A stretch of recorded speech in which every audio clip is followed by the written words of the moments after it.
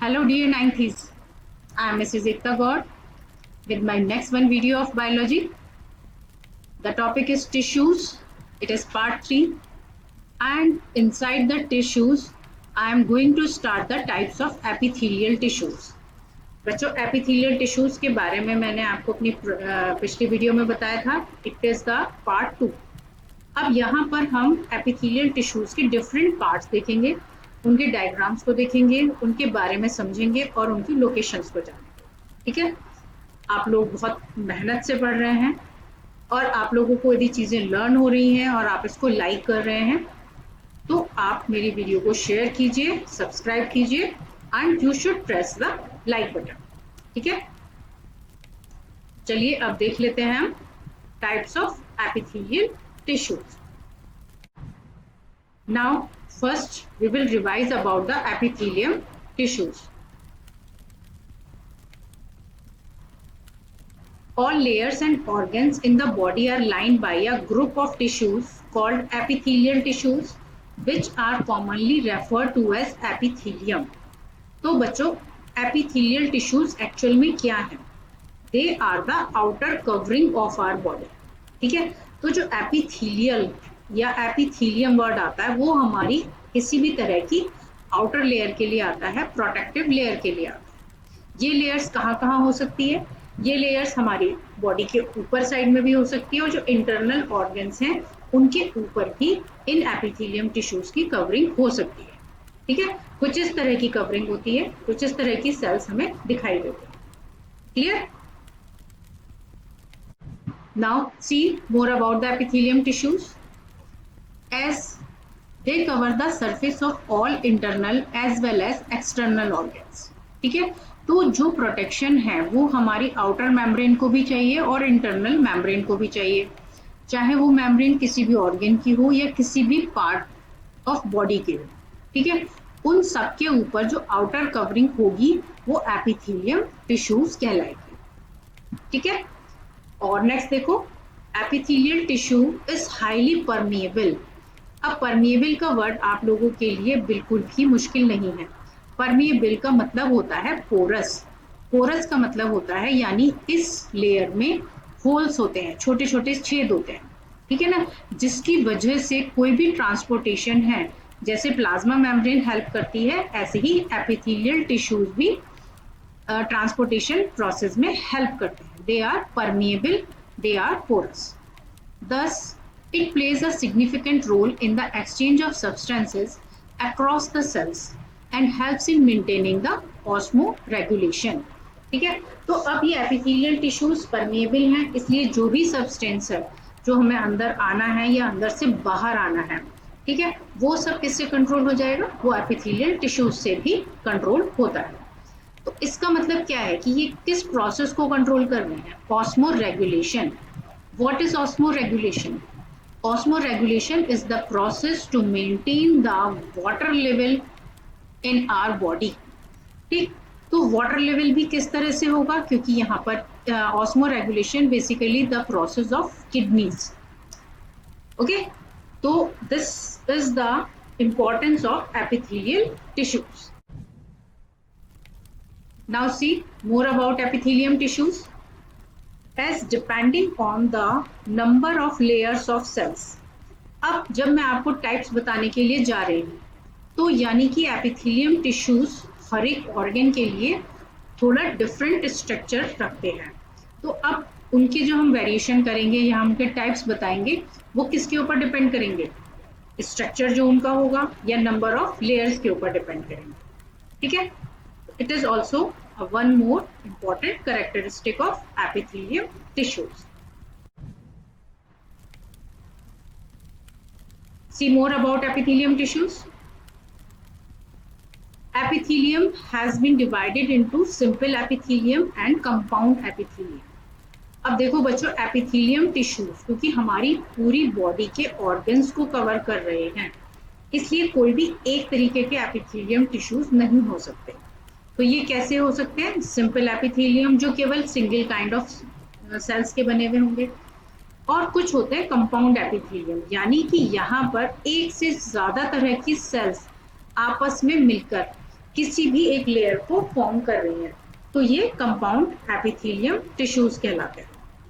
ठीक है, next, now see more about the epithelium tissues. So, the main functions of epithelial tissues are protection, secretion, absorption and sensation. तो अब epithelial tissues भी porous है, permeable है, तो ये वर्क किसके इक्वली कर रही है? प्लाज्मा मेम्ब्रेन की तरह ही ये हर ऑर्गन के लिए काम करती है। प्रोटेक्शन कर रही है, यानी उसको किसी भी इंजरी से बचा रही है। सिक्रीशन, वहां पर एपिथेलियल टिश्यूज में या ऑर्गन में किसी भी तरह का सिक्रीशन हो रहा है, तो ये एपिथेलियल टिश्यूज वहां भी सपोर्ट करते हैं। एब्जॉर्प्शन, कोई चीज एब्जॉर्ब करनी है, ठीक है, उसको सोखना है, तो यहाँ पर एब्जॉर्प्शन भी एपिथेलियल टिश्यूज करते हैं। सेंसेशन, किसी भी तरह का सेंसेशन यदि हमारी बॉडी में हो रहा है, यानी हम कोई भी स्टिमुलाई को रिसीव कर रहे हैं, ठीक है ना, किसी भी तरह के चेंज को हम रिसीव कर रहे हैं, वो सेंसेशन कहलाता है। तो वो भी किसके थ्रू होता है? एपिथेलियम टिश्यूज के through. Okay,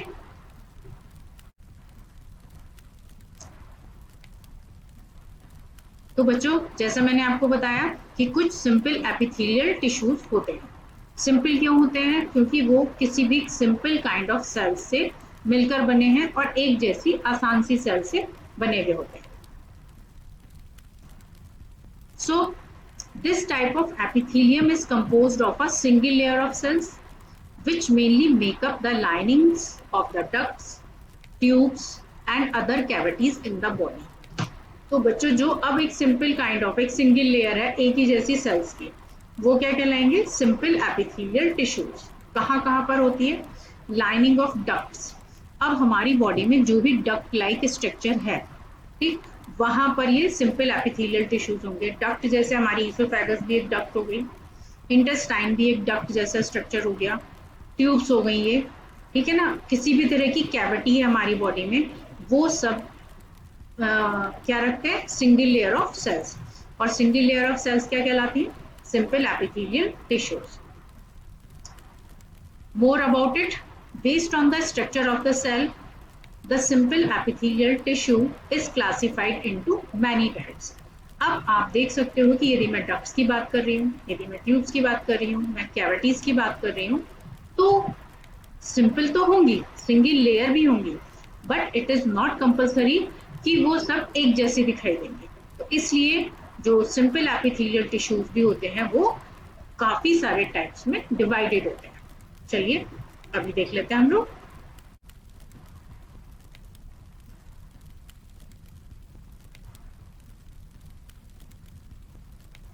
Now see the division of epithelial tissues. देखो, बेसिकली जो एपिथेलियल टिश्यूज होते हैं वो चार तरह के होते हैं, ठीक है।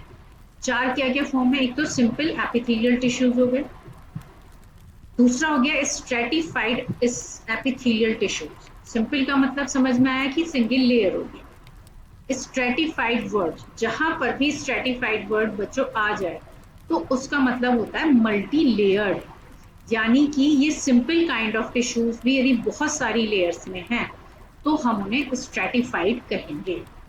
क्लियर? अब थर्ड होता है कॉल्यूमनर। कॉल्यूमनर का मतलब क्या होता है? जो कॉलम्स बनाते हैं। अभी हम इनके बारे में डिटेल में पढ़ेंगे। कॉलम्स बनाते हैं या अलग तरह की सेल्स होती हैं, उनको हम कॉल्यूमनर कहते हैं। क्यूबॉइडल, क्यूबॉइडल क्या होता है? क्यूब जैसे स्ट्रक्चर वाली सेल्स जो होती हैं वो क्यूबॉइडल कहलाते हैं, ठीक है। So these are the main types of epithelial tissues. अब इनको हम वन बाय वन पढ़ेंगे। Now types of epithelial tissues are, so what is the base of the types of epithelial tissues? It is depending on shape and function, they are classified. अब मैंने आपको बताया ना कि शेप किस भी organ के साथ में है वहां पर उसकी शेप और फंक्शन अलग अलग हो जाएंगे, इसलिए हम इन्हें शेप और फंक्शन के अकॉर्डिंग डिफरेंट कैटेगरीज में क्लासिफाई करते हैं। जैसे नंबर ए हो गया स्क्वैमस एपिथेलियम। देखो स्क्वैमस ये सिंपल काइंड ऑफ एपिथेलियम है, इसमें से आवाज आ रही है स्क्वायर की, ठीक है। तो यहाँ पर ये सेल्स कुछ स्क्वायर शेप में होती है। दूसरा आ गया आपका क्यूबॉइडल एपिथेलियम। क्यूबॉइडल जो क्यूब जैसी दिखाई देती है, क्यूब शेप होती है, जैसे कि आपकी आइस क्यूब होती है, ठीक है, या आपका डाइस होता है वो क्यूब शेप होता है। तो यानी कुछ सेल्स होंगी जो क्यूब शेप की होंगी, वो क्यूबॉइडल एपिथेलियम कहलाएंगी। नेक्स्ट कॉल्यूमनर एपिथेलियम, जो कॉलम्स बनाए। कॉलम्स कहाँ बनते हैं? कॉलम्स थोड़े लंबे लंबे बनते हैं, ठीक है ना। तो ऐसे ही यदि लॉन्गिट्यूडनल सेल्स होंगी, जो लंबी सेल्स होंगी, उनको हम कॉल्यूमनर एपिथेलियम बोल देंगे। नेक्स्ट आती है आपकी ग्लैंडुलर एपिथेलियम। ग्लैंड्स क्या होते हैं बच्चों? ग्लैंड्स वो होती हैं जिसमें हम कोई भी चीज भर सकते हैं। एक थैली के जैसी जो स्ट्रक्चर होता है उसको हम ग्लैंडुलर बोलते हैं। तो इसलिए कुछ epithelial tissues work like an glandular epithelium. Okay, next is ciliated epithelium. Ciliated का मतलब क्या होता है? Hair like structures. तो कुछ एपिथेलियल टिश्यूज होते हैं जिनके ऊपर हेयर लाइक स्ट्रक्चर्स प्रेजेंट होते हैं, उनको हम सीलिएटेड एपिथेलियम टिश्यूज कहते हैं। क्लियर? अभी आपको पांचों नाम बिल्कुल अच्छे से याद करने हैं। अब मैं वन बाय वन इनके डायग्राम्स आपको बता रही हूँ और इनकी लोकेशंस बताऊँ। Now see the first part of it, that is squamous epithelium. तो बच्चों किस तरह की सेल्स हैं ये? It is a simple single layered epithelium. ये सिंगल लेयर्ड है क्योंकि ये कहाँ पर प्रेजेंट होंगी? ये ऑल ओवर ऑर्गन्स, जितने भी हमारी बॉडी में ऑर्गन्स हैं, लगभग ये सभी में ही प्रेजेंट होगी। तो ये सिंपल काइंड ऑफ लेयर्ड है। जैसे कि यहाँ पर आप देख सकते हो स्क्वामस से स्क्वायर की आवाज आ रही है, तो ये कुछ स्क्वायर काइंड ऑफ सेल्स होती हैं, इसलिए हमने इनको नाम दिया है सिंपल स्क्वायर्स। अब यदि यही स्क्वायर काइंड ऑफ सेल्स बहुत सारी लेयर्स में हैं, तो हम इनको क्या बोल देंगे? स्ट्रेटिफाइड। तो यानी स्ट्रेटिफाइड किसी भी एक तरीके की सेल्स की मल्टी लेयर के लिए यूज होता है, ठीक है। अब देखो जरा next, structurally squamous epithelium is made up of the cells with irregular boundaries. अब आप यहाँ देख सकते हो जो इसका मैंने टीएस दिखाया है, यहाँ पर कोई मतलब रेगुलर बाउंड्रीज नहीं है, तो यानी कि अनइवन कंडीशन में भी हो सकते हैं। इसका कोई पर्टिकुलर बाउंड्री नहीं है, पर्टिकुलर मार्जिन नहीं है, ठीक है। तो क्या इसको याद रखना है आपको कि these cells are having irregular boundaries. So where does it found? As it forms lining of blood vessels, lining of mouth and esophagus. तो लाइनिंग ऑफ ब्लड वेसल्स, क्योंकि पूरी बॉडी देखो हमारी कवर रहती है ब्लड वेसल्स से, क्योंकि blood हमारी बॉडी के हर पार्ट में जा रहा है, तो वहां पर ये इस तरह की इजी काइंड ऑफ सेल्स होती हैं। Lining of mouth, mouth is also doing work for our life process. तो यहाँ पर भी एक ऐसी लेयर होनी चाहिए जो बहुत ज्यादा कॉम्प्लिकेटेड ना हो, आसानी से बन सके और आसानी से उसका स्ट्रक्चर फॉर्म हो सके, तो इसलिए लाइनिंग ऑफ माउथ में होती है। ईसोफेगस, ईसोफेगस भी एक कंटिन्यूस प्रोसीजर करने वाला ऑर्गन होता है जो हमारी बॉडी का फूड पाइप कहलाता है। इसी के थ्रू खाना हमारी बॉडी के अंदर एंटर करता है और स्टमक तक जाता है। तो यहाँ तीनों की जगह पर कौन सी टिश्यूज होते हैं? Squamous epithelium tissue. बच्चों देखो ये डायग्राम इस तरह से हम बहुत आसानी से बना देते हैं। जो मैंने पहले आपको स्लाइड दिखाई, इसमें आपको नहीं समझ आ रहा होगा, लेकिन अब आप इस डायग्राम को इस तरह से आसानी से ड्रॉ कर सकते हैं। तो आप बिल्कुल यहाँ से ड्रॉ करेंगे, ओके।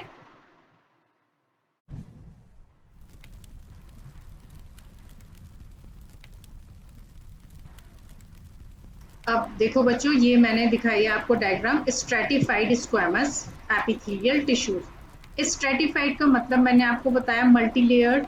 तो आप आसानी से इस तरह से आप बहुत सारी लेयर्स में शो कर सकते हैं। जरूरी नहीं है कि जिस तरह का डायग्राम आपको बुक में दिखाई दे रहा है वो बनाएंगे। It is a very simple diagram, so you can draw from here, okay.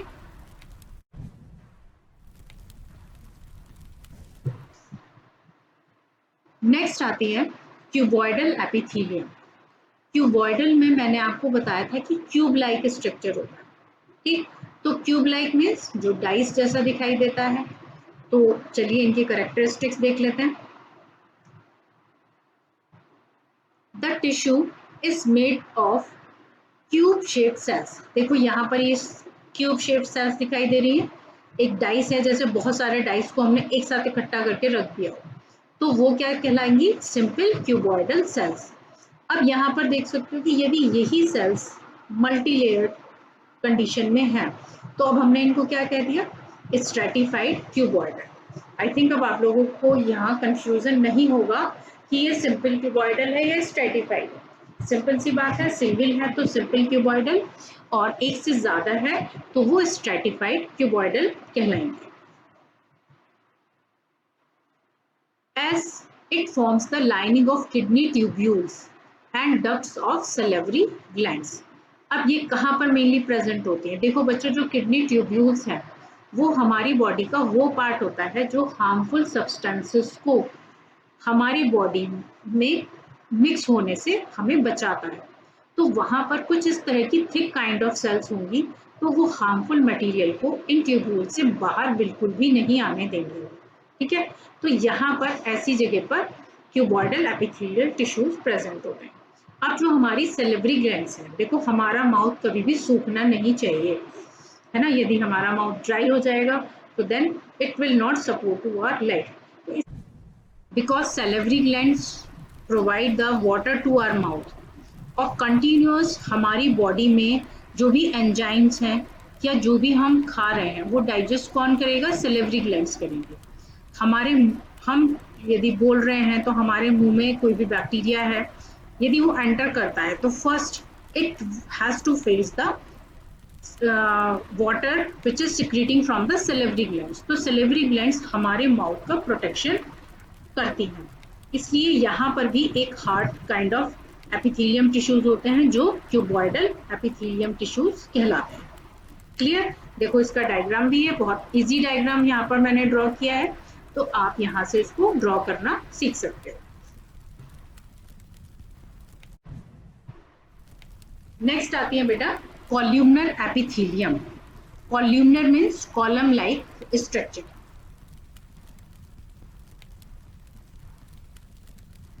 As it is composed of tall and cylinder column shaped। अब देखो यहाँ पर ये टॉल है, ये सभी टॉल दिखाई दे रही हैं, तो बहुत आसानी से आप याद रख सकते हो कि ये कॉल्यूमनर है क्योंकि कॉलम्स जैसी दिखाई दे रही है। सिलेंडर है, हम इनको सिलेंडर भी बोल सकते हैं, कॉलम शेप्ड भी बोल सकते हैं, और इसके अलावा हम इनको पिलर लाइक सेल्स भी बोलते हैं। पिलर लाइक सेल्स क्योंकि पिलर की तरह से होती है। ठीक है, तो आप याद करेंगे इनके नाम: tall, cylinder, column shape, pillar like structure. Any synonym you can get in place of these.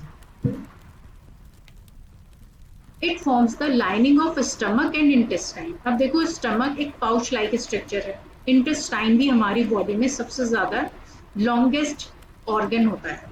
तो यहाँ पर यदि बहुत छोटी छोटी सेल्स हुई तो then it is quite difficult to form a structure. इसलिए यहाँ पर इस तरह की लंबी लंबी सेल्स होती हैं, लॉन्ग सेल्स होती हैं, पिलर लाइक सेल्स होती हैं, जो इस स्टमक के स्ट्रक्चर को बना सकती हैं और इंटेस्टाइन के स्ट्रक्चर को भी फॉर्म कर सकती हैं। Clear? Columnar epithelium with cilia in the lining of respiratory tract। अब columnar epithelium कहाँ पर होती है? मेनली रेस्पिरेटरी ट्रैक्ट में होती है। रेस्पिरेटरी ट्रैक्ट यानी कि जो हमारे लंग से जुड़ा हुआ एरिया है जिससे हम सांस ले रहे हैं, वो रेस्पिरेटरी ट्रैक्ट कहलाता है। ठीक, तो यहाँ पर कॉल्यूमनर एपिथेलियम सेल्स होती हैं। अब इसके साथ ही साथ जहाँ पर कॉल्यूमनर सेल्स होती हैं वहां पर सीलिया, मैंने अभी आपको बताया था, हेयर लाइक स्ट्रक्चर्स प्रेजेंट होते हैं। तो इस टाइप की कॉल्यूमनर सेल्स को हम सीलिएटेड कॉल्यूमनर एपिथेलियल टिश्यूज कहते हैं। ठीक है, तो यदि कहीं पर भी सीलिया प्रेजेंट है, हेयर लाइक स्ट्रक्चर्स प्रेजेंट हैं, तो वो सीलिएटेड कॉल्यूमनर कहलाएगी। देखो बच्चों, यहाँ पर बहुत इजी डायग्राम ड्रॉ किया है, आप बहुत आसानी से ड्रॉ करना सीख सकते हो। नेक्स्ट देखते हैं ग्लैंडुलर एपिथेलियम। ग्लैंड मैंने आपको बताया था कि ये पाउच लाइक स्ट्रक्चर्स होते हैं, तो उनको हम ग्लैंडुलर एपिथेलियम बोलते हैं। द क्यूबॉइडल और columnar epithelia which are specialized in secretions are called glandular epithelium, which includes the exocrine and endocrine glands. देखो क्यूबॉइडल या कॉल्यूमनर, क्यूबॉइडल और कॉल्यूमनर के बीच बीच में कहीं पर भी यदि सिक्रीशन ज्यादा है तो वहां पर वही क्यूबॉइडल और columnar cells pouch like structures में कन्वर्ट हो जाती हैं, तो उन्हीं को हम ग्लैंडुलर एपिथेलियम बोल देते हैं। अब इसमें एक्सोक्राइन ग्लैंड्स भी हो सकती हैं, यानी कि जो हमारी बॉडी में डक्ट्स के थ्रू कोई भी मटेरियल को लेकर जा रही हैं, आ रही हैं, वो एक्सोक्राइन ग्लैंड्स कहलाती हैं। जैसे कि हमारा स्टमक हो गया, इंटेस्टाइन हो गया, इन पे डक्ट्स हैं, एक दूसरे से जुड़ी हुई हैं, ठीक है। और एंडोक्राइन ग्लैंड्स में भी हो सकती हैं ये। एंडोक्राइन ग्लैंड्स वो ग्लैंड्स होती हैं बेटा जो हमारी बॉडी में डक्टलेस ग्लैंड्स कहलाती हैं, यानी बिना डक्ट के डायरेक्ट ये ब्लड में कोई भी मटेरियल है या कोई भी हार्मोन्स है उनको पोर करती हैं। पोर मीन्स उनमें डाल देती हैं, ठीक है। तो यानी कि कोई स्पेसिफिक स्ट्रक्चर नहीं है ग्लैंडुलर एपिथेलियम का। Either the cuboidal can convert into the glandular, either the columnar can convert into the glandular. So just see the diagram. So such kind of condition we can say pseudo stratified columnar. अब यहाँ पर multi layered condition दिखाई दे रही है, यहीं पर ही कोई भी सेल एक ग्लैंड्स की तरह से काम करने लगेगी, इसलिए हम इनको बोलते हैं pseudo stratified columnar. Clear? अब बच्चों देखो नेक्स्ट आती है हमारी सीलिएटेड एपिथेलियम। सीलिया का मतलब मैंने आपको बताया था जिनमें हेयर लाइक स्ट्रक्चर्स होते हैं। So in some organs cuboidal and columnar epithelial have cilia present on the outer surface which is called ciliated epithelium. Columnar में भी मैंने आपको बताया था कि यदि कहीं पर भी हेयर लाइक स्ट्रक्चर्स प्रेजेंट हैं तो उसको हम सीलिएटेड कॉल्यूमनर बोल देंगे, सीलिएटेड क्यूबॉइडल बोल देंगे, ठीक है। So this is about the ciliated epithelium. As it helps in the directional movement of materials along the hollow organs like the respiratory tract. तो जहां पर भी जैसे हमारी नेजल कैविटी है वहां पर भी कुछ हेयर लाइक स्ट्रक्चर्स होते हैं, तो they are also the form of the cilias. और इसके अलावा जितना भी हमारा रेस्पिरेटरी ट्रैक्ट होता है उसके अंदर सीलियाज प्रेजेंट होते हैं, जिससे एयर के साथ मिली हुई कोई भी बहुत छोटी से छोटी इम्प्योरिटी भी वो उस ट्रैक के थ्रू रुक जाती है और हमारी बॉडी में अंदर नहीं जाने पाती है, ठीक है। तो सीलिएटेड एपिथेलियम टिश्यूज कहां पर होते हैं? Respiratory tract. तो ये सब पॉइंट्स आपको क्लियर हो गए होंगे। जिस भी बच्चों को नहीं समझ में आया है वो दोबारा से जरूर देखिए, क्योंकि ये टिश्यू चैप्टर इजी नहीं होता है बच्चों, तो इनको आपको बहुत अच्छे से और दोबारा देखकर लर्न कर लेना चाहिए। अभी देखो यदि आप लोगों ने लाइक नहीं किया है, भूल गए हैं लाइक बटन दबाना, तो प्लीज कर दीजिए उसको लाइक, ठीक है। और अपने फ्रेंड्स के साथ उसको शेयर कीजिए और सब्सक्राइब कीजिए। अब हमने सिंपल एपिथेलियल टिश्यूज हमने पढ़े, अब हम पढ़ेंगे कंपाउंड एपिथेलियल टिश्यूज। कंपाउंड का मतलब क्या होता है? जहां एक से ज्यादा सेल्स होती हैं और वो एक साथ मिलकर किसी भी फंक्शन को कर रही हैं। जैसे कि the compound epithelium is a multi layered tissue, 2 और मोर लेयर ऑफ सेल्स, ठीक है। तो कंपाउंड का मतलब यही होता है जहां पर एक से ज्यादा लेयर्स हैं और different kind of cells include हो रही है। The key function of compound epithelium is protection and has a limited role in secretion. अब यहाँ पर जब कंपाउंड एपिथेलियल टिश्यूज बनने लगते हैं तो उनका एक स्पेसिफिक फंक्शन भी होना शुरू हो जाता है, ठीक है। यानी कि हर एक कंपाउंड टिश्यूज का अपना एक की फंक्शन होता है, एक स्पेसिफिक फंक्शन होता है, उसके अलावा वो हमारी बॉडी में कोई दूसरा काम नहीं करते। Skin is a compound epithelium which functions as a barrier against chemical and mechanical stresses.